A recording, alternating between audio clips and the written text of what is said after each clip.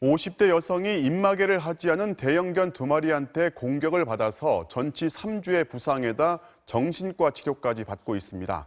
그런데 이 대형견은 동물보호법상 맹견에 해당하지 않다 보니까 개 주인은 상대적으로 처벌이 가볍다고 합니다. 류재민 기자가 취재했습니다.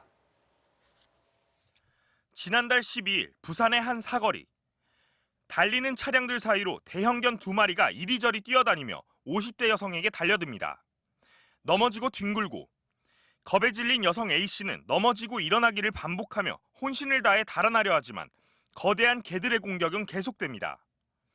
잠시 뒤 차선을 가로질러 나타난 경차가 대형견들을 쫓은 뒤에야 공격은 멈췄습니다.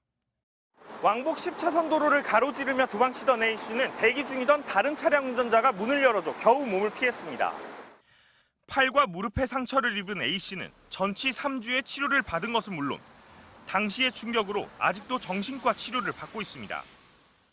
저쪽 차선 끝까지 가가지고는 넘어졌는데 그때 다리에 힘이 풀려가지고 도망도 못 가겠고 이제 그때 걔가 물었고 이래서 이제 죽는가 보다.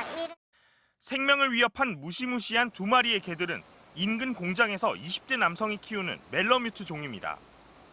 반려견 주인은 먹이를 주기 위해 우리의 문을 여는 순간 개들이 갑자기 뛰쳐나갔다고 경찰에 진술했습니다. 당시 개에는 입마개도 채워져 있지 않았고 탈출 방지용 장치도 없었습니다. 그러나 경찰은 개 주인에게 동물보호법 위반 혐의는 적용하지 못하고 과실치상 혐의만 적용해 불구속 입건했습니다. 멜러뮤트 종은 동물보호법상 입마개 의무 대상인 5종류의 맹견에 해당되지 않기 때문입니다. 맹견이 아니라도 사람에게 상해를 입힌 이력이 있는 개는 관리 대상견으로 지정해 입마개를 의무화하는 방안이 추진되고 있습니다.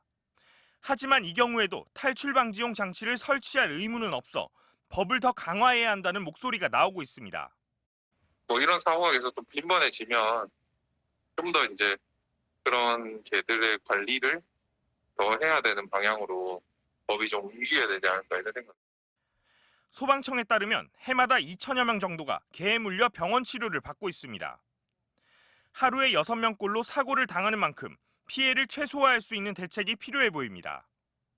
MBC 뉴스 류재민입니다.